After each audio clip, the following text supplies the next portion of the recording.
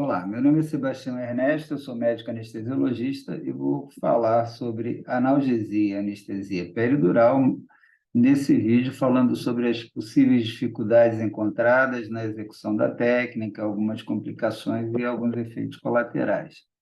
As principais dificuldades encontradas para a realização da raquianestesia ou da anestesia peridural em mãos experientes, obviamente, porque em mãos não muito experientes, a técnica necessita de um determinado tempo de aprendizado. Essa curva de aprendizado, que se desenvolve preferencialmente durante a residência, torna em poucos meses apto o médico em especialização à realização do procedimento. Mas, com o tempo, mesmo aqueles indivíduos mais capacitados, muitas vezes encontram alguma dificuldade para a localização da linha média, principalmente em pacientes muito obesos ou que tenham alteração anatômica importante na coluna vertebral.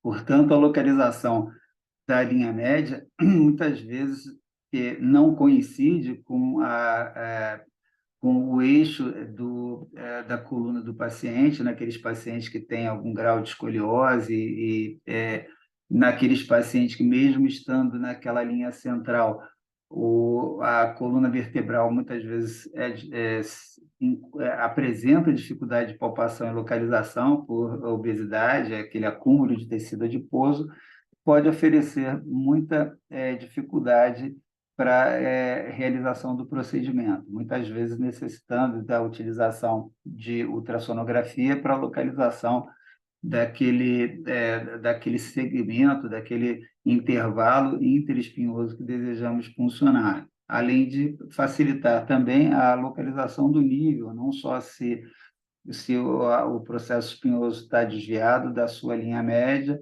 mas também localizar com a ultrassonografia o nível de altura da punção que vai ser que é desejado. O ângulo da punção muitas vezes é alterado de acordo com algumas alterações anatômicas e é preciso que tenha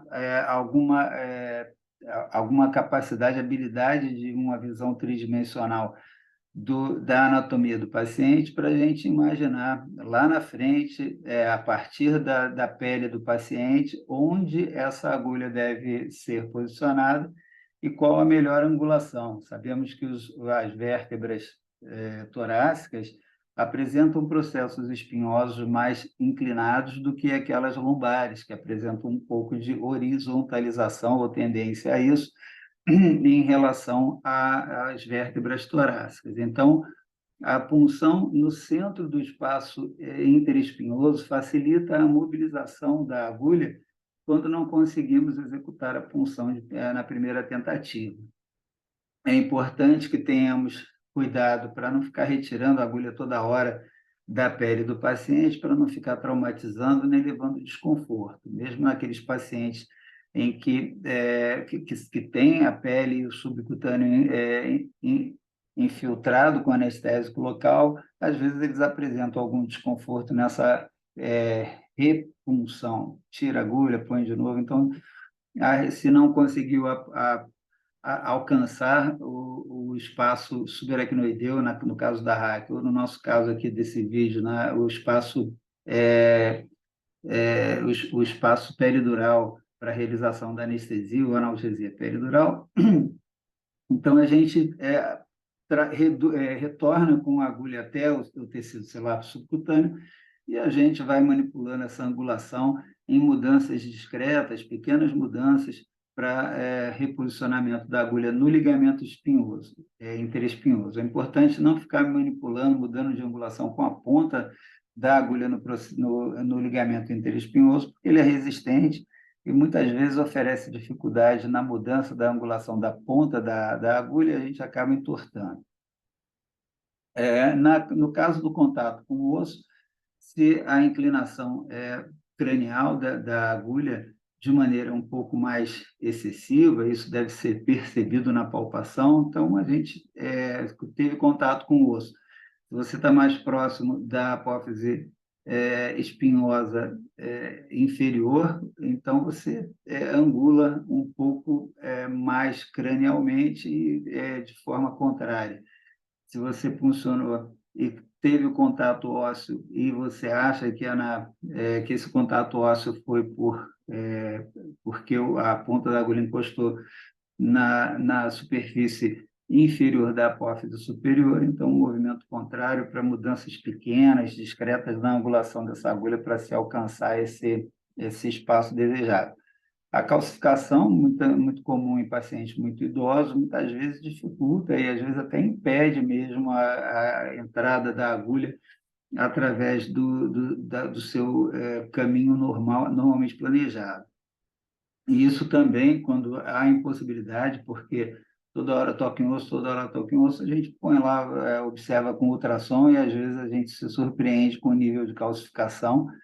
E uma das saídas é a troca do espaço de punção ou a tentativa de punção paramediana, que leva um certo risco aumentado de punção de Duramarter, já que você não tem os ligamentos, o ligamento, principalmente o ligamento interespinhoso, como orientação ou como auxílio na manobra de perda de resistência, já que é após a passagem através do ligamento interespinhoso que a gente vai perceber aquela perda de resistência de forma súbita.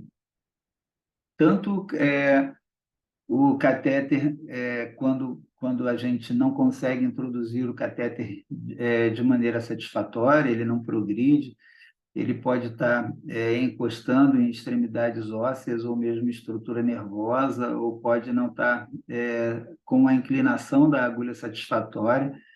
Então, com muito cuidado, tentar dar algum giro na agulha no sentido horário ou anti-horário para ver se isso consegue liberar a ponta do catéter, ou tentar mudar um pouco a angulação dela para ver se não é a angulação insuficiente que faz com que esse catéter não consiga assumir o seu caminho paralelo ao eixo da medula.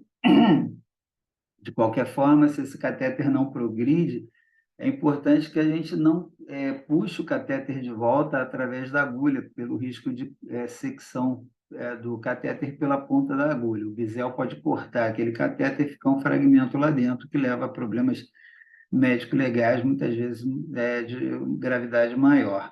Sempre que o catéter não progredir, se tiver alguma dificuldade, ou se teve dor ou parestesia, a retirada do catéter deve ser concomitante à retirada da agulha. Na verdade, a gente tira a agulha e traz o catéter junto, para não ter risco de puxar o catéter por dentro da agulha e haver esse risco de secção do catéter. A presença de sangue ou líquido cefalorraquidiano no catéter também deve ser seguido da retirada do mesmo, não deve ser administrada nenhuma droga.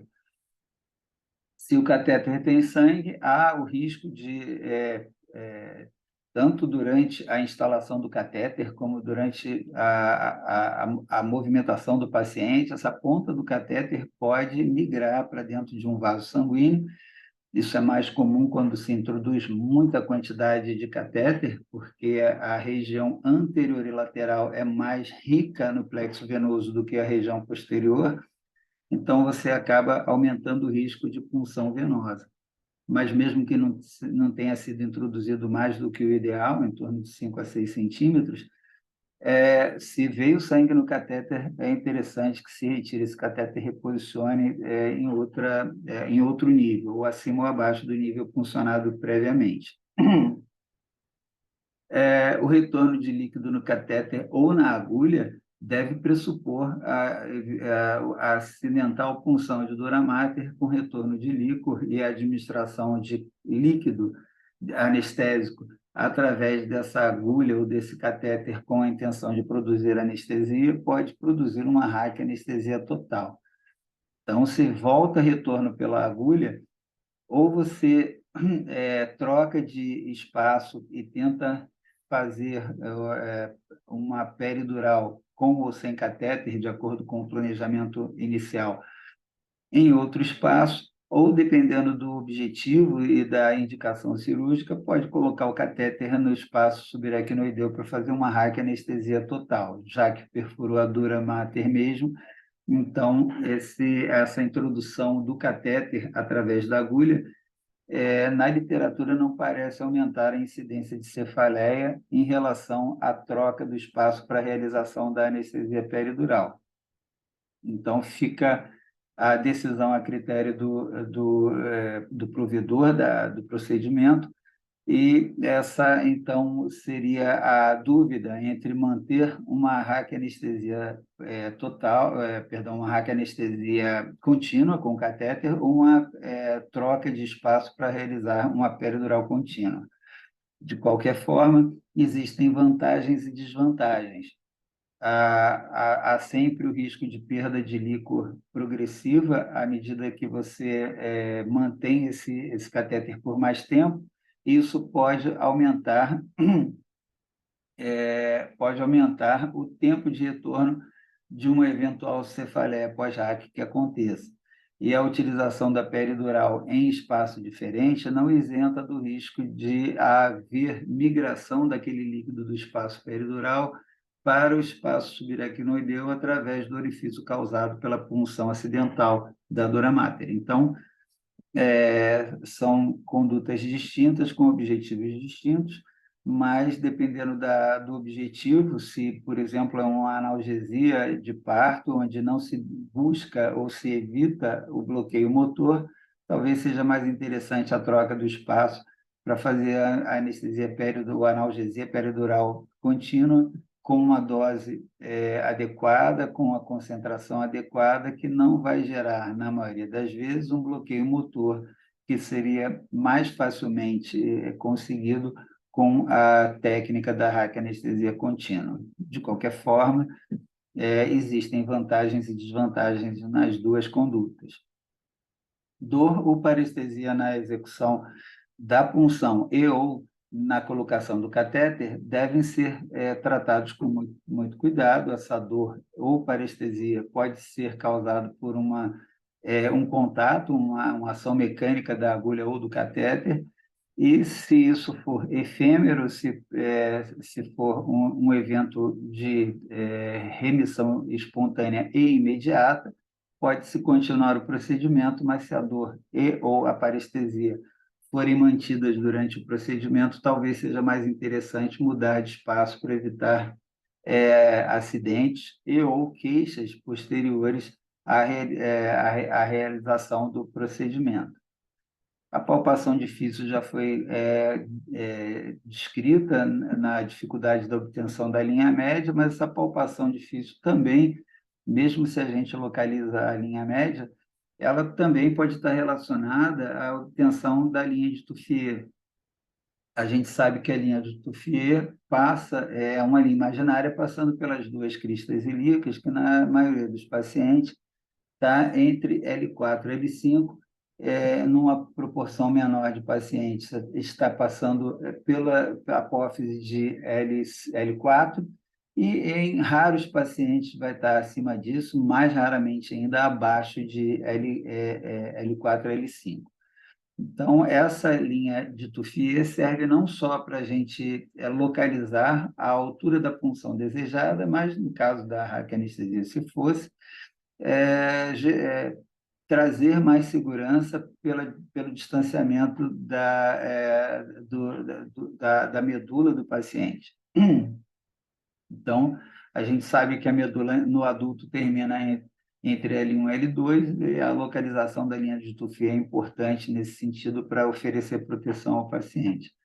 Mas, tanto em um caso quanto em outro, em algumas populações, como paciente obeso, paciente gestante, paciente idoso, essa linha de Touffier pode estar deslocada para níveis um pouco acima, um pouco abaixo do nível descrito para a maioria da população, e principalmente a deposição de tecido adiposo no paciente grande obeso vai fazer com que, muitas vezes, ao palpar ali a crista ilíaca, na verdade, a gente não está palpando a crista ilíaca, a gente está palpando o tecido adiposo sobreposto nessa crista ilíaca e localizando lá a nível de L2, L3, o que a gente imaginava que seria L4, L5. Então, na verdade, você está achando que está funcionando em L4, L5 e está funcionando lá em cima, L2, L3. Isso aí tem que ser levado em consideração na diminuição da acurácia da localização da linha de Tuffier nos pacientes dessas populações diferentes. O posicionamento difícil, muitas vezes causado por doenças articulares crônicas, artropatias generalizadas ou multiartropatias, e nos pacientes com dor ou pacientes com traumas, esses pacientes às vezes têm dificuldade de posicionamento, e o posicionamento, como a gente sabe, é fundamental na realização da anestesia do neuroeixo, não só para localizar o espaço adequado, mas para possibilitar uma anestesia de execução um pouco mais rápida, que vai diminuir o sofrimento do paciente. Muitas vezes, para a realização de uma raquianestesia ou de uma anestesia peridural, temos que lançar mão de grandes doses de analgésicos e ou de bloqueios periféricos que podem tornar possível ou mais fácil o posicionamento do paciente para a realização da técnica. É importante que não tentemos posicionar o paciente em posições muito forçadas para a limitação que ele apresenta, para evitar risco de lesões articulares, por exemplo. A escoliose é outro problema que pode trazer dificuldade à punção e até à localização da coluna, paciente com grandes desvios. Se esses desvios são muito importantes, muitas vezes até contraindicam a realização do procedimento pelo risco que isso pode trazer. Uma outra dificuldade relacionada ao catéter de peridural é a retirada difícil que às vezes acontece. Muitas vezes termina o procedimento, você vai lá tentar tirar o catéter, ele está lá agarrado, não sai de jeito nenhum e tal. A melhor estratégia para resolver esse problema é tentar posicionar o paciente na mesma posição que ele se encontrava na hora da introdução do catéter. Isso costuma facilitar a retirada dele. Em relação às complicações possíveis, existem as complicações que, na verdade, são mais consideradas como efeitos colaterais comuns, corriqueiros na execução das técnicas neuroaxiais, e aquelas manifestações mais importantes, algumas até permanentes. Entre as complicações ou efeitos colaterais mais frequentes, alterações relacionadas à pressão arterial e frequência cardíaca, tanto hipotensão arterial, que pode acontecer mais frequentemente na RAC, mas também pode acontecer na peridural, e é tratado com associação de hidratação adequada nesse paciente, previamente à instituição do procedimento, uma vez que sabemos que pacientes hipovolêmicos vão sofrer mais alteração de pressão arterial quando da realização de procedimentos de neuroeixo, já que eles envolvem bloqueio simpático, e esse bloqueio simpático causando vasodilatação ele vai gerar uma hipotensão mais importante no paciente hipovolêmico. Então, contraindica-se a realização do procedimento em pacientes hipovolêmicos. Mas mesmo naqueles pacientes que estão bem hidratados, estáveis e muitas vezes sem comorbidade, a hipotensão pode acontecer simplesmente pelo bloqueio simpático que o procedimento produz. Então, o tratamento mais indicado seria a utilização de vasoconstritor.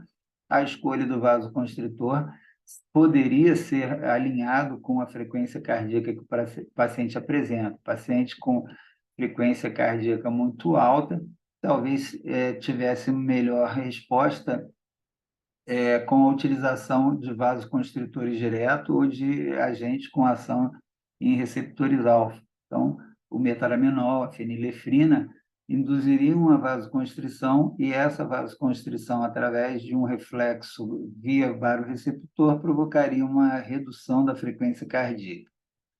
Importante que esteja esse paciente com o estado volêmico adequado. E naqueles pacientes que apresentam um aumento, a diminuição da frequência cardíaca ou até manutenção da frequência cardíaca na vigência dessa hipotensão, a efedrina seria satisfatória em doses fracionadas de 5, 10 miligramas, de acordo com o nível dessa hipotensão produzida. Náuseas e vômitos são comuns em alguns procedimentos cirúrgicos realizados sob a anestesia do neuroeixo, tratados facilmente com a ondansetrona ou, em alguns casos, com a utilização preventiva de ondansetrona associada ou não à dexametasona. Pode ter associação de outras drogas, Dramin, a metoclopramida, seriam bastante interessantes, principalmente em algumas populações. A broncoconstrição, que às vezes acontece em pacientes com vias aéreas reativas, seriam mais facilmente estimuladas, seria mais facilmente estimulada, né, a broncoconstrição, em anestesias que envolvessem a manipulação de vias aéreas. Mas, tanto num paciente quanto em outro, utilizando ou não via aérea, a broncoconstrição, quando se instala, ela é mais facilmente conduzida, ou pelo menos o paciente tem uma facilidade maior de manutenção da saturação de oxigênio no paciente já previamente intubado. E na discussão entre o que é melhor utilizar no paciente que tem via aérea reativa, sempre devemos tentar utilizar a anestesia do neuroeixo, tentando evitar, quando possível, a manipulação de vias aéreas. Dor lombar pode acontecer tanto na execução do procedimento, que pode acontecer devido principalmente à injeção mais rápida do agente anestésico local no espaço peridural, onde há um aumento rápido da pressão licórica. Isso pode ser transmitido às vias sensoriais da região e gerar esse desconforto, a dor lombar, aquele aumento da pressão na região lombar. Também pode acontecer no pós-operatório a dor lombar por diminuição do tônus muscular na região, fazendo com que a coluna lombar assuma posições menos naturais. A redução da lordose lombar devido à anestesia, provocando relaxamento muscular e ligamentar, também pode causar dor lombar no pós-operatório. Além disso, algumas situações de posição de litotomia excessiva podem também causar estiramento ligamentar e causar dor no pós-operatório, não necessariamente estando relacionado com o procedimento anestésico. A dor lombar durante a execução da peridural, da anestesia ou analgesia peridural, pode ser minimizada ou até evitada com a administração lenta do anestésico local. E a dor lombar no pós-operatório, aí já fica um pouco mais a cargo da boa manipulação do paciente, manutenção do paciente em situações mais próximas do natural do paciente, ou sem colocar o paciente em flexões excessivas, pode evitar ou diminuir a incidência dessa dor lombar. A punção acidental da dura mater muitas vezes causa o desconforto no anestesiologista e a indecisão se vai manter a anestesia peridural, se vai puxar a agulha, se vai funcionar em outro espaço. Como foi dito no diapositivo anterior, isso aí vai ser uma decisão que vai ter que ser tomada na hora e vai depender do planejamento do procedimento, do paciente e da estratégia que se pretende manter no pós-operatório. Não há aumento da incidência de cefaleia com a troca de estratégia, mas o tempo de manutenção dessa cefaleia pode ser reduzido no paciente que tem a manutenção da técnica peridural, ou seja, trocar o nível de punção por um outro e continuar com a estratégia de anestesia peridural. O importante coisas importantes nessa situação. Se houve a punção de dura mater e eu vou trocar o espaço, talvez seja mais interessante na segunda na segunda realização do procedimento, já que eu sei que aquela dura mater foi perfurada, fazer o teste de perda de resistência com soro fisiológico, para evitar a introdução de ar naquele líquor que pode levar a pneumoencéfalo. E o pneumoencéfalo é uma complicação da associação entre a punção inadvertida, acidental, na maioria das vezes, da dura mater, sem a percepção disso. O teste da perda de resistência está sendo realizado com ar, e esse ar, adentrando ao líquido cefalorraquidiano, pode induzir o surgimento do pneumoencéfalo com dor no pós-operatório. A osteomielite é uma complicação extremamente rara, mas que está associada com dor intensa local, febre, e deve ser investigada de maneira adequada se houver a sintomatologia sugestiva. O índice de suspeição deve ser alto, porque é uma situação rara, mas que pode levar a comprometimento importante.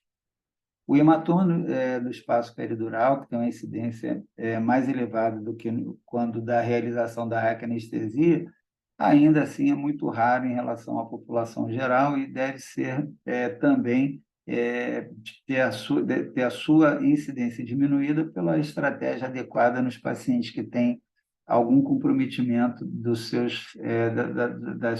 mecanismo de coagulação.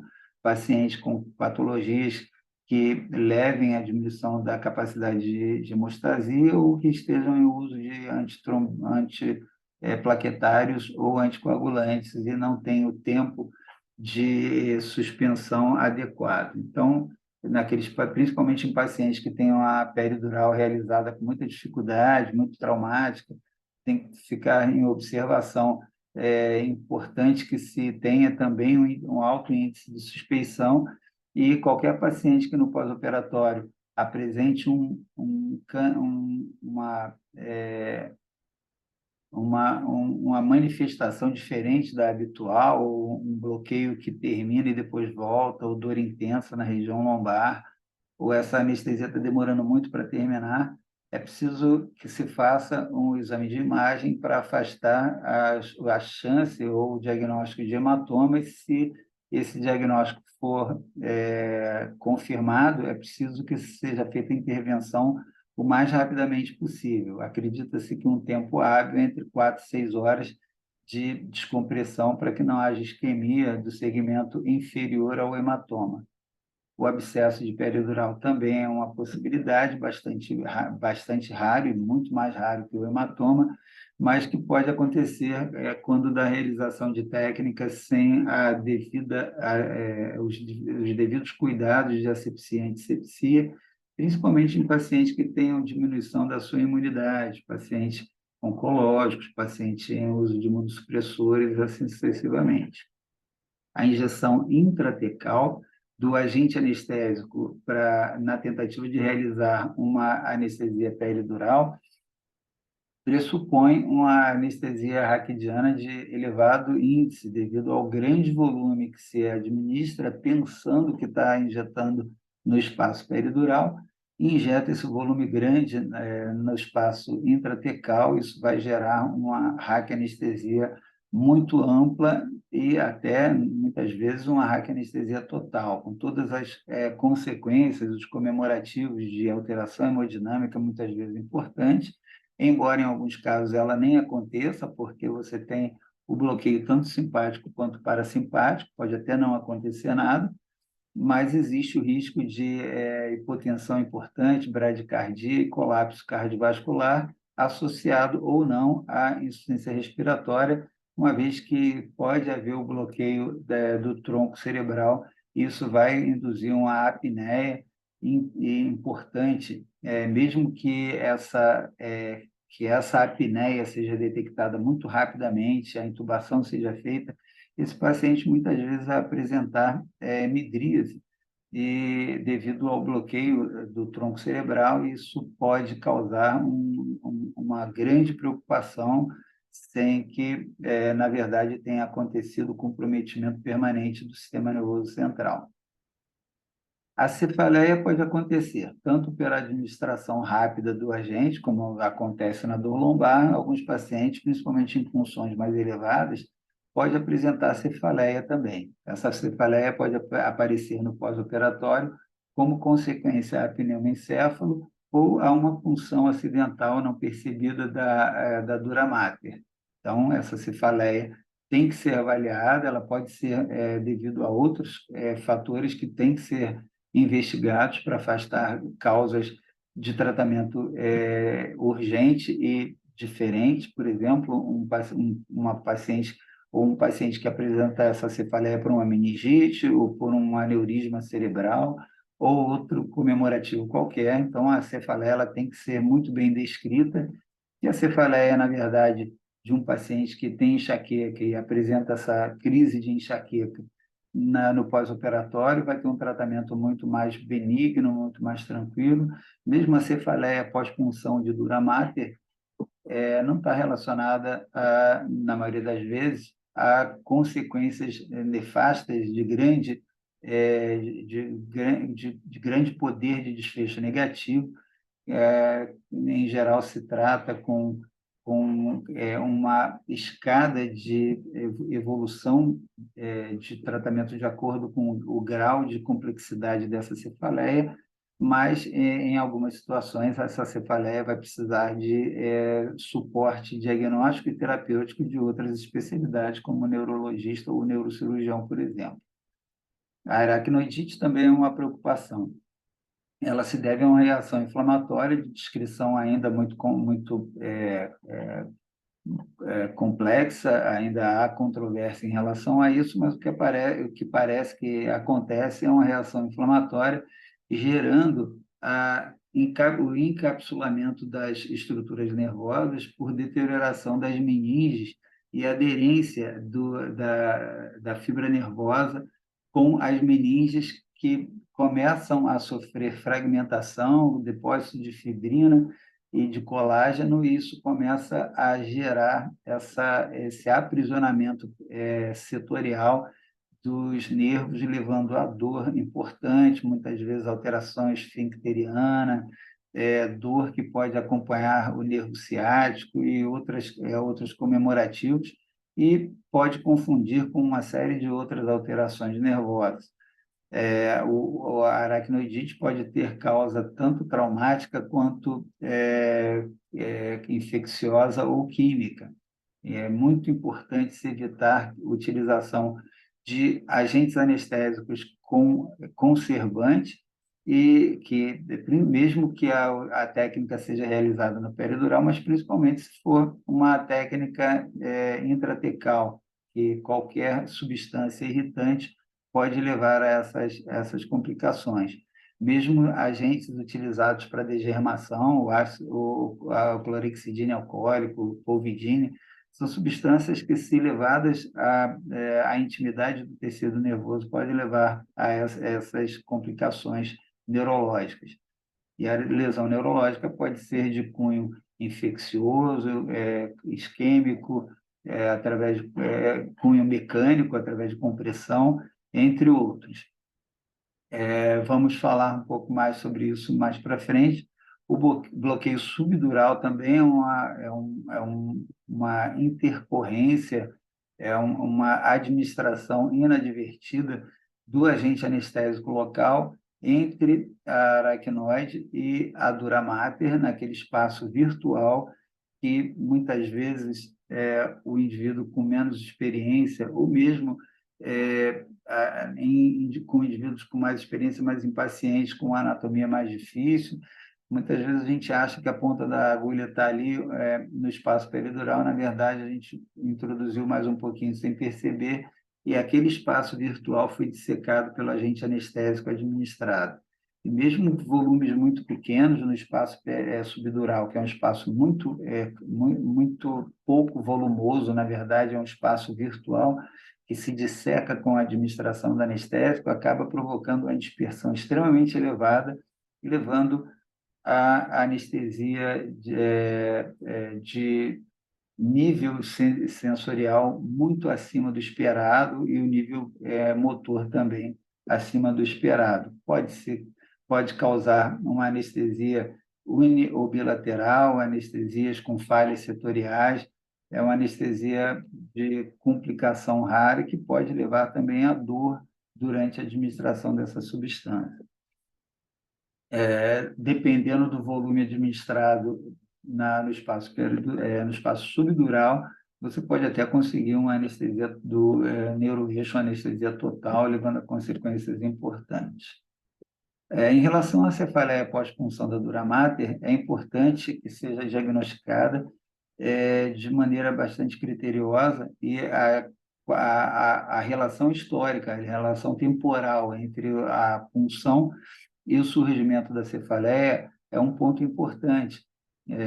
Geralmente, essa cefaleia começa a surgir quando o paciente começa a se levantar, se imaginando aquela coluna hídrica do líquido céfalo-raquidiano, e com o paciente deitado, ela pode até estar perdendo um pouco de líquor, mas pelo orifício ainda não cicatrizado da punção, ou seja, após uma raquianestesia ou uma peridural com punção acidental de dura mater, o paciente deitado ele pode estar perdendo um pouco de líquor, mas o mecanismo fisiopatológico do surgimento da cefaleia é que essa perda de líquor leva à diminuição da pressão licórica e quando o paciente levanta, a pressão licórica normal sustentaria aquele encéfalo e as estruturas lá no crânio de maneira adequada, mas com a perda de líquor, a pressão licórica cai e há uma retração de estruturas muito dolorosas, principalmente os vasos sanguíneos, meninges, etc.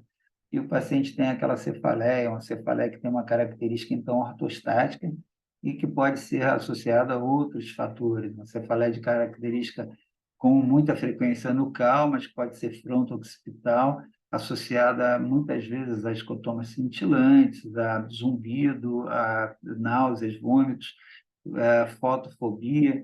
Então, quanto maior a quantidade de comemorativos e quanto maior a importância do incômodo que isso está acontecendo ao paciente, maior o grau de urgência no tratamento e resolução desse procedimento, dessa intercorrência. É comum a cefaleia pós-RAC melhorar sozinha após alguns dias. Alguns pacientes que têm, eu falei, cefaleia pós-RAC por vício de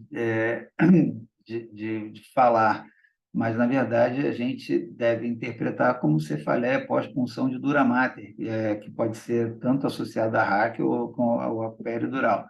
E essa cefaleia, muitas vezes, ela não é de tanta intensidade, não está incomodando tanto. Ela normalmente começa a surgir quando o paciente começa a se levantar. É a hora que a pressão reduzida no líquor se manifesta pela sintomatologia e o paciente nos procura e a orientação deve ser feita dessa forma. Houve uma perfuração da dura mater e essa perfuração ela vai cicatrizar em algum momento. Normalmente leva no máximo 15 dias, mas ela, na maioria das vezes, se recupera, se recompõe muito antes disso. Alguns pacientes com 3, 4 dias já têm a resolução, mas é muito variável o quadro, a duração e a intensidade. Então, o seu apoio ao paciente, explicar para ele que essa cefaleia vai ter uma resolução espontânea se não tratar, mas que a gente está à disposição. Se estiver incomodando demais, a gente pode fazer várias tentativas. Então, inicia-se com analgesia, repouso, reposição hídrica no paciente. Paciente que tiver um pouco mais de intensidade nos sintomas ou que a dor já perdura 3, 4 dias, não está melhorando, a utilização de cafeína, dose de 300 miligramas 2 vezes ao dia, costuma dar uma melhorada boa nessa sintomatologia. Mas existem pacientes que têm essa intensidade muito aumentada de dor, a manifestação periférica ou associada a isso é muito intensa, ou está limitando muito a vida do paciente, a paciente não consegue amamentar. Então, você pode tentar o bloqueio esfenopalatino, e, em último caso, o bloqueio, o tampão sanguíneo, com a administração de sangue autólogo do paciente no espaço peridural, costuma resolver esse problema.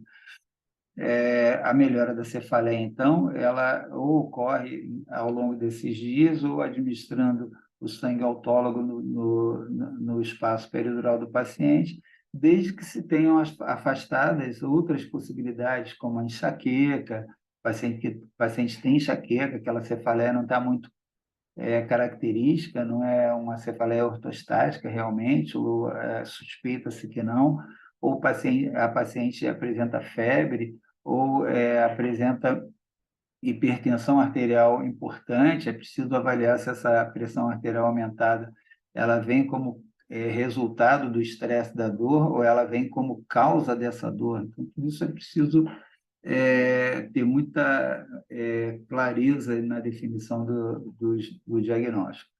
Em geral, paciente, principalmente onde há uma incidência maior, paciente de sexo feminino, em torno de 25 anos, paciente gestante, recebeu uma raquianestesia ou uma peridural que a gente suspeita ou sabe que perfurou a dura.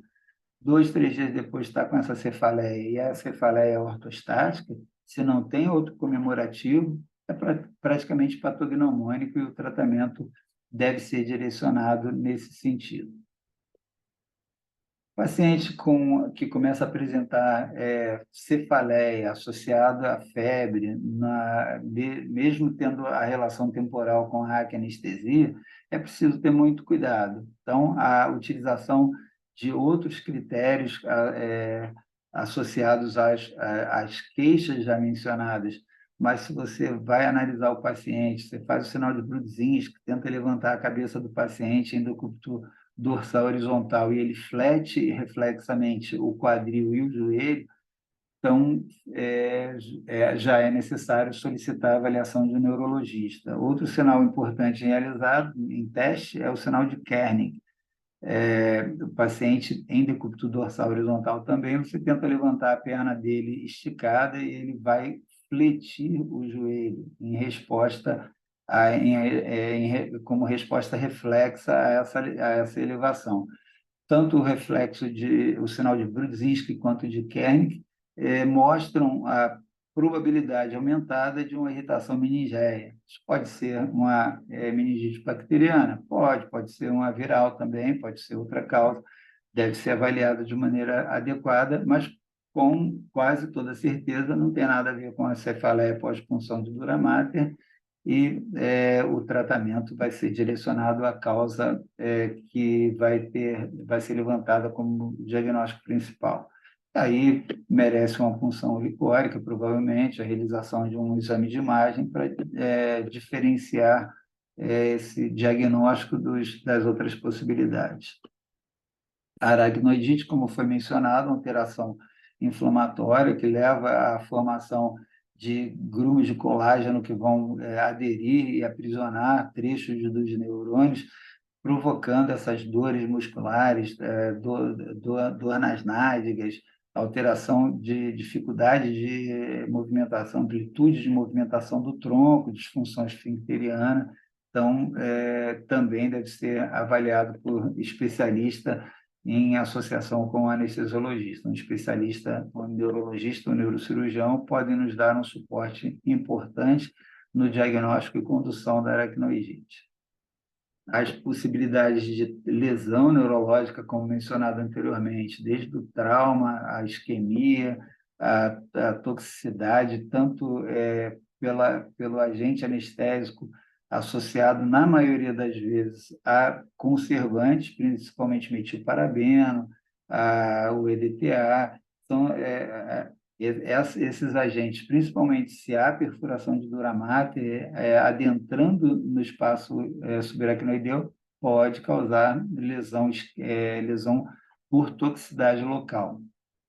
A possibilidade também da presença de um hematoma deve ser sempre levantada em pacientes que apresentam alteração neurológica após o tempo esperado de recuperação da raquianestesia ou da anestesia peridural, principalmente na anestesia peridural, onde a incidência de hematoma é maior do que na raquianestesia, então deve ser realizado exame de imagem toda vez que se suspeitar dessa possibilidade. E as possibilidades de lesão por infecção, que são extremamente raras na execução adequada da técnica.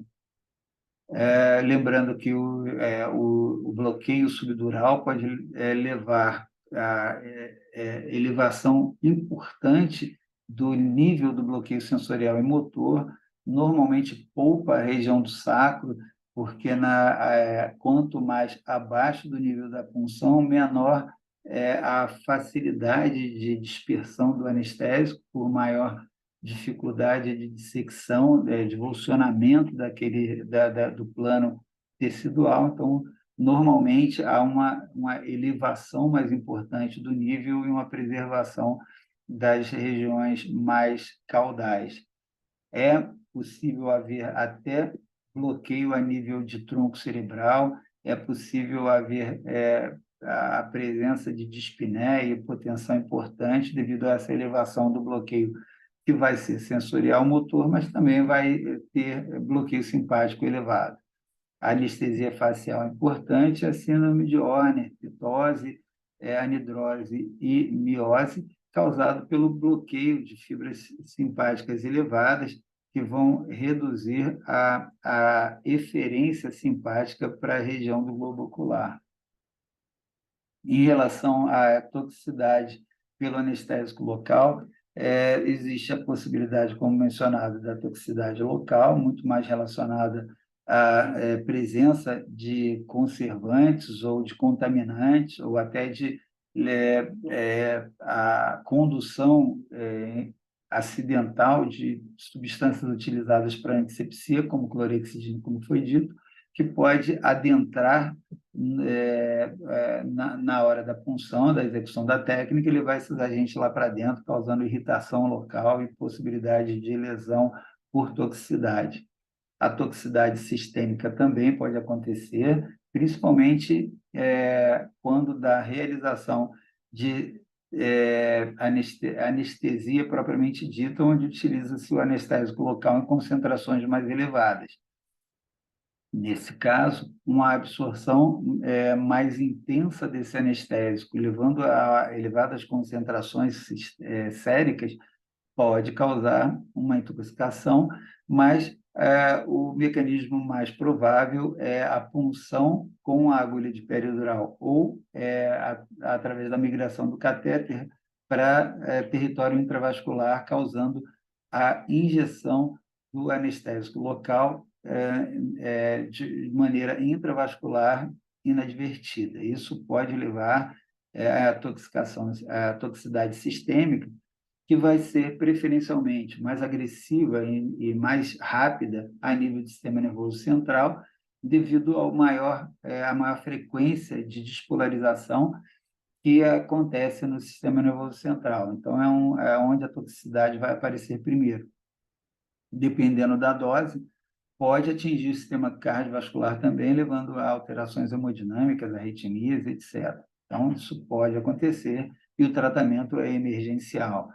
A alergia também pode acontecer, reações alérgicas ao anestésico local, principalmente no passado acontecia com mais frequência, devido à utilização mais frequente no passado dos anestésicos do grupo éster. Então, esses são anestésicos que têm uma semelhança estrutural com o ácido paraminobenzoico. E tanto eles quanto os conservantes que são utilizados na composição dos anestésicos que vêm em frasco, principalmente quando associados a vasoconstritor, necessitam, para a estabilização da solução, da utilização de conservantes. Esses conservantes são mais envolvidos na produção de reação alérgica do que o próprio agente anestésico do grupo aminoamida. Então, o grupo aminoamida muito raramente leva a reação alérgica. Não é impossível, mas é muito mais raro do que os agentes do grupo éster. Mas os conservantes, que às vezes eles incorporam ou que trazem junto, esses podem causar tanto a lesão por toxicidade local, quanto a induzir reação alérgica importante.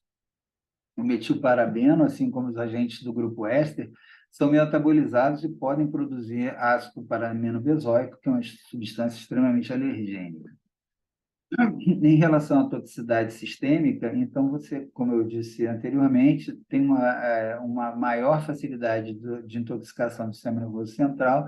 Isso vai levar, de uma maneira progressiva, ao surgimento de algumas manifestações: formigamento perioral, entorpecimento, zumbido, sensação de vertigem, tontura, distúrbios visuais, Isso aí pode ir aprofundando, pode ir intensificando, levando a convulsão generalizada por bloqueios de regiões mais regiões do sistema nervoso central que são mais inibitórias e liberando regiões mais excitatórias, provocando convulsão. E se a concentração sérica continua aumentando, pode gerar uma depressão respiratória e levar a uma apneia do paciente. Em relação à toxicidade cardiovascular, que acontece em concentrações um pouco maiores do que para intoxicação do sistema nervoso central, há o surgimento de hipotensão por vasodilatação periférica, podendo causar intoxicação do aparelho de condução cardíaca com bradicardia, com bloqueios atrioventriculares, liberando as manifestações ventriculares com arritmias ventriculares que podem chegar a taquicardia ventricular, fibrilação ventricular e até parada cardíaca. Nesse contexto, é importante que, na iminência de surgimento, a qualquer sinal que sugira o risco aumentado de intoxicação, de toxicidade sistêmica, a manutenção da oxigenação desse paciente, do padrão hemodinâmico adequado, é fundamental. O paciente que recebe um agente anestésico local, que é uma droga classificada como uma base fraca e que apresenta uma acidose tecidual por qualquer que seja o motivo, ele vai causar o aprisionamento iônico, porque em ambientes de pH inferior, ou seja, ambientes acidóticos, as bases fracas se ionizam e, se elas passaram das membranas e entraram nas células, elas vão ter dificuldade para retornar, porque elas vão ficar ionizadas e aí vão ter mais dificuldade para atravessar a membrana plasmática para qualquer que seja o lado. Então, esse aprisionamento iônico vai fazer com que aumente a dificuldade do retorno desse paciente. Então, é preciso manter a estabilidade ventilatória, oxigenação e estabilidade cardiovascular. Só para fins educativos, a absorção sistêmica ela apresenta em maior intensidade nessa ordem apresentada nesse diapositivo. A intercostal, o bloqueio intercostal apresenta, entre esses mencionados aqui, a maior velocidade de absorção sistêmica, seguido pelo caudal, o paracervical, a anestesia peridural, depois o plexo braquial e os demais bloqueios sendo menos expressivos. Então, a anestesia peridural ela tem uma absorção sistêmica importante, mas isso é agravado, como eu falei, nos acidentes de punção, onde muitas vezes é feita a punção venosa ali do plexo venoso peridural e de forma inadvertida, se você não percebe, muitas vezes você até aspira para ver se vem sangue, e aquela lâmina perfurada de tecido vascular pode, na aspiração da seringa, da agulha ou do catéter, funcionar como um mecanismo valvular e tamponar, e não vem sangue, não vem líquido, você não percebe que houve o acidente de punção e que na hora que você injeta, o líquido vai para onde não deveria. Então, é importante sempre ter um alto índice de suspeição, de preferência usar sempre a dose teste, que pode dirimir dúvidas e surpreender com respostas sugestivas desses acidentes de punção. E no caso da toxicidade sistêmica, ela, quando suspeita, deve ser tratada de maneira enérgica para evitar a instalação real da toxicidade, mas quando ela se instala, é preciso que se ative os mecanismos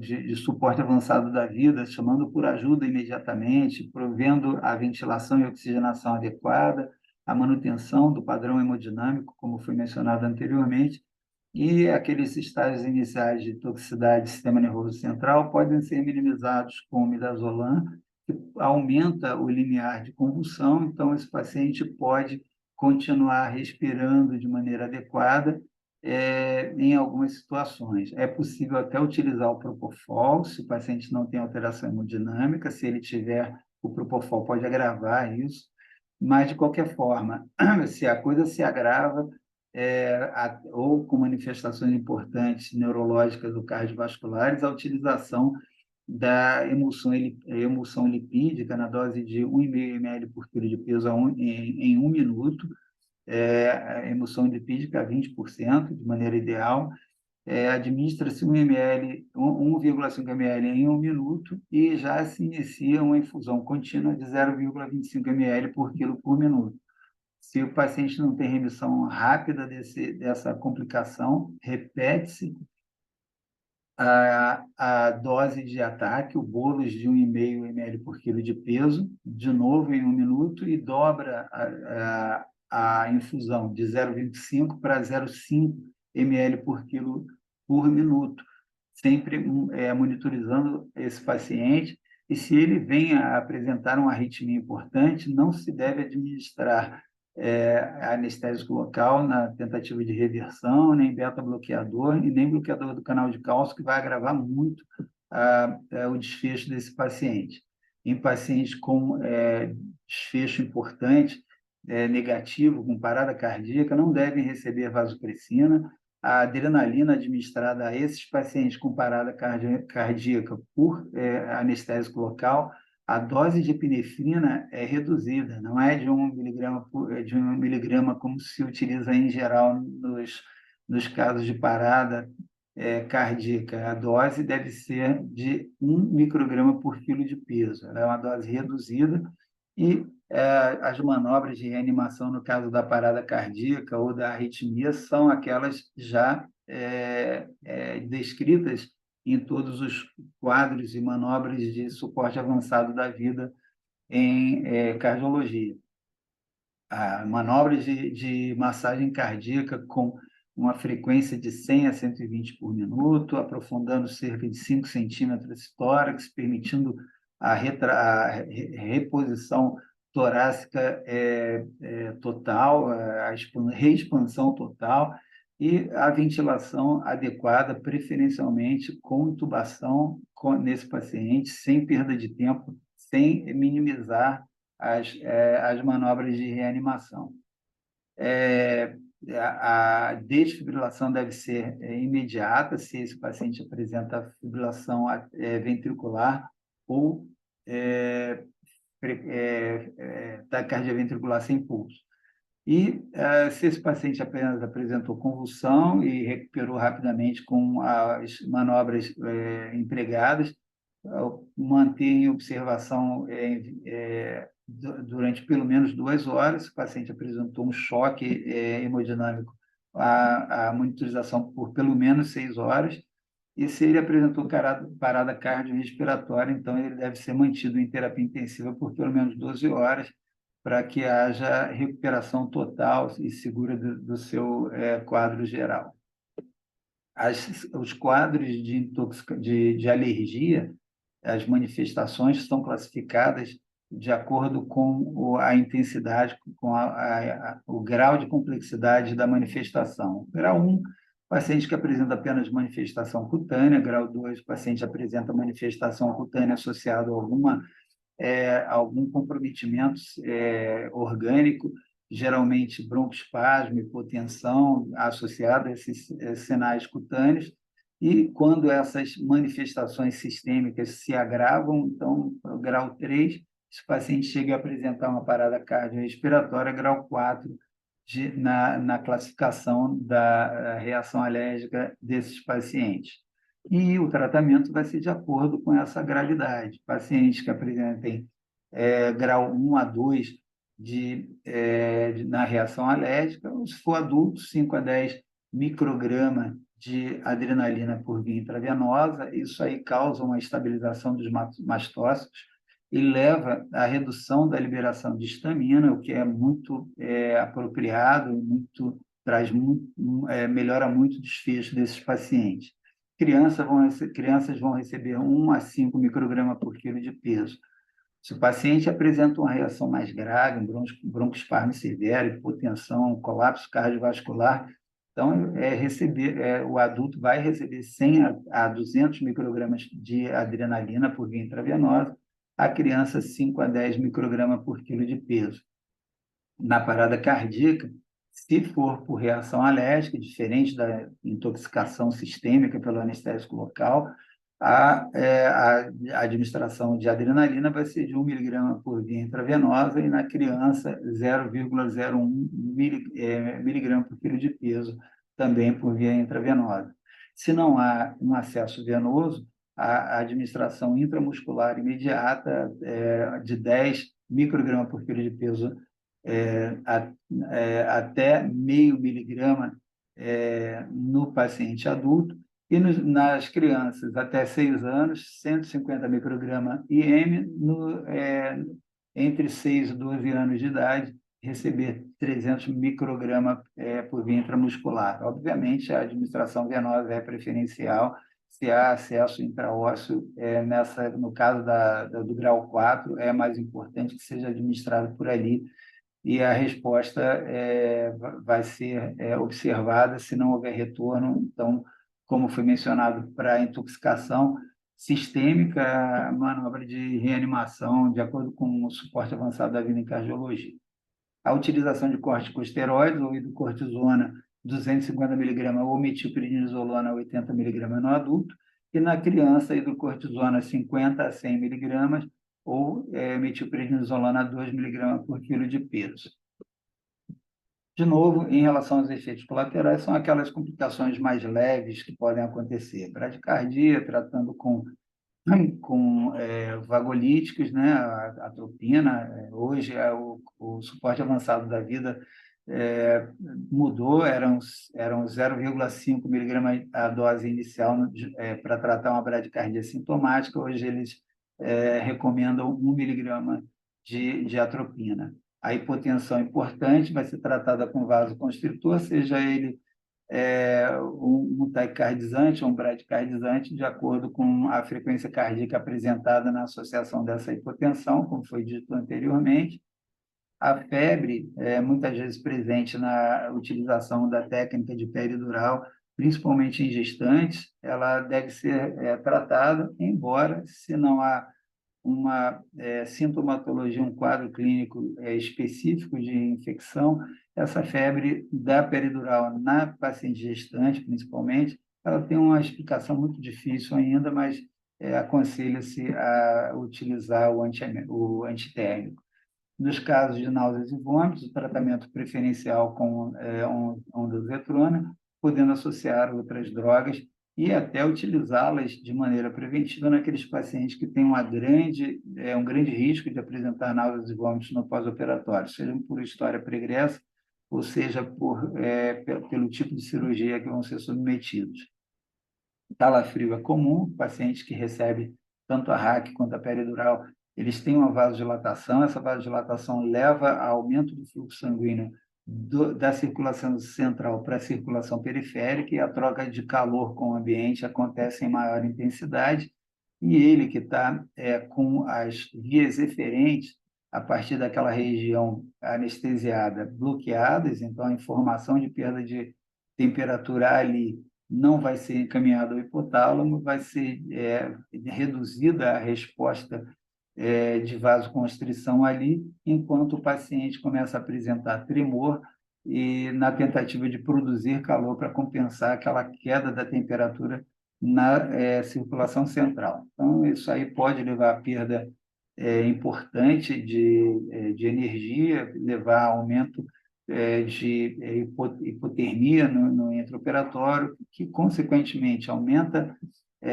a chance de sangramento em algumas cirurgias, porque a gente sabe que a hipotermia prejudica o funcionamento tanto de plaquetas quanto de fatores de coagulação.